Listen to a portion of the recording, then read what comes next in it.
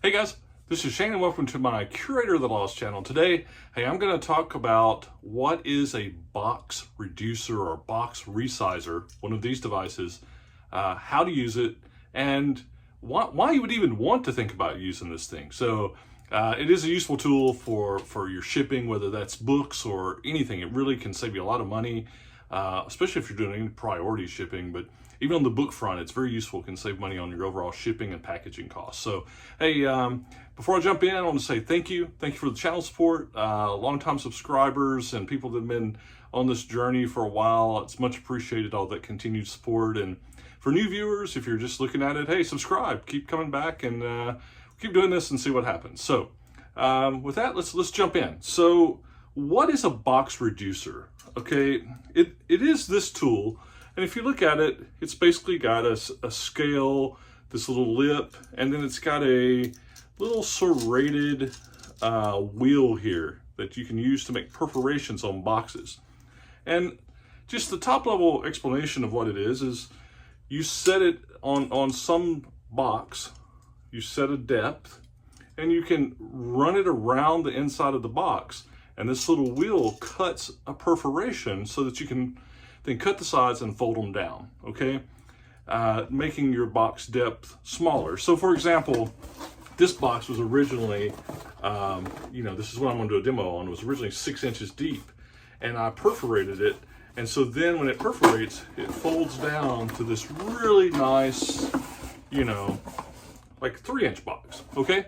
So why would you want to do that? Okay, so why would you want to resize a box? So for me, what it comes in handy for is when, I ship a lot of books, I ship everything in boxes. I don't use poly bags. And I keep a lot of 3-inch boxes in stock, like 10 by 8 by 3 and 9 by 12 by 3 are what I ship a lot of boxes on. But sometimes as you get a really thick book that won't fit in the 3 inches, or an oversized book, especially these oversized books, that might need more like 13 or 14 inches in length and some extra width. And so I also always keep some bigger boxes. This is like the 15 by 10 by 6.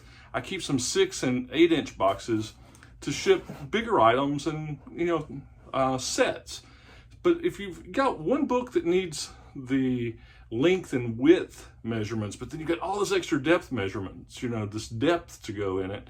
The problem is that you put this single item in there or the smaller items, and then you got to waste and stuff a lot of packing material, which costs you extra. Then also it can increase your weight and take you into, another, medium or whatever, another class of shipping. And then if you are shipping on something like Pirate Ship, where you are doing cubic shipping, that thickness really comes into play. So that's what this tool is used for and why you might want to use it. To help with the packing, make it less packing material, can affect your overall cost, and it fits your item better. And people say, well, I can do this with an X-Acto knife or a razor blade, and you can. And you still need a razor blade. I'll do a demo to do the corners. But the end product comes out, for me, really a real nice box. I don't have to worry about cutting my arm off and poking through the box, and it's fast. So, I'm going to put also, if you just want to look at what this looks like commercially, I've got the link in my, in the listing description to Amazon. It's the actual one I bought. It's like 15 bucks. So, with that, I'm going to break away and let's do a quick demo, okay? All right, so let's just do a demo on this. This is the type of box that I'll use this box resizer on. It's a 15 by 10 by 6 box. And, it's the sort of thing that I bought originally that I have in stock to handle book sets. But what happens is sometimes you have an oversized book that you need in the 10 by 15, but I don't want 6 inches of depth to put packing paper and, all that kind of stuff. So if you take your resizer, and let's say I wanted to take this down to just a 3-inch height. The tricky part on the resizer is you have to do your measurement along this axis, goes from the wheel to the scale. So if I want it to be just 3 inches deep, I don't count 3 inches from here. I have to count That's why it starts at 3 and not at 1, right? Because it's taking in the distance, you know, from the wheel through the handle. Now, I like to fold the corners over and actually cut. I don't like to cut this way, that's right. That's why if I were gonna cut from the top here, I would put extra distance there. And you can do that, but I like having the extra support here. Now, hold it, don't hold it up here. You have to hold it by the handle to get the force.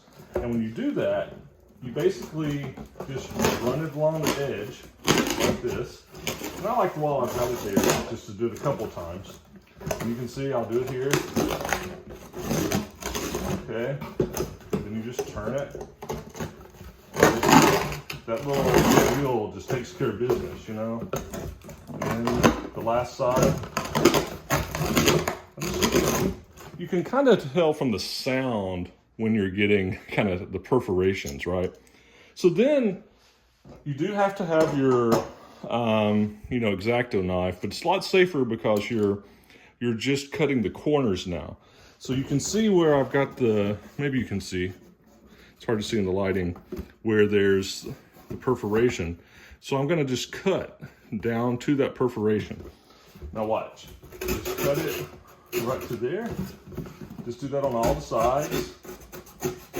Cut to your mark. And I guess if it was hard for you to see, you could put a little magic marker, you know, marks a lot type Sharpie mark there. That's what when I say magic marker, I'm dating myself on my age, right? So now you got those done.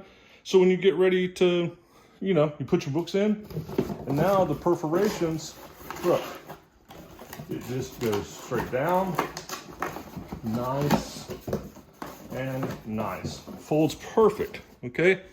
It's not all jaggedy, messed up. Now, if you're really worried about weight and you're on the edge of weight, you can actually come in and take your X-Acto and trim some of these off. And, you know, even on the outside one here, the outside edge, let me fold it back. You can even trim a little bit of this back, right, and gain you a few ounces back on the weight. So, oh, you hear Monster, he's coming up. I don't think he's gonna make a visit, but you can see his tail maybe in the video. There he is, he's coming to check it out. So anyway, that's it, the demo for the box resizer. So that's it. All right, that's how you use it. It's hopefully that's pretty self-explanatory. And yeah, again, the reason I use them is to get things, you know, the right size, to save on packing material, potentially save on weight, you know, especially if you're doing cubic shipping. And it's a lot safer, and I get a better end product than I do just doing it with a, you know, X-Acto knife. So again, I paid 15 bucks for mine, got it off Amazon. The link's in my, you know, in the description if you want to hit that. And there's probably 100 of them out there, different manufacturers or different styles, but this one's pretty easy to use, pretty simple, 15 bucks. I think it's worth it. So anyway, again, thanks for the view. Thanks for all the channel support. And hey, if you get you a box sizer reducer, let me know what you think about it. See if you like it. So we'll talk to you soon. Bye.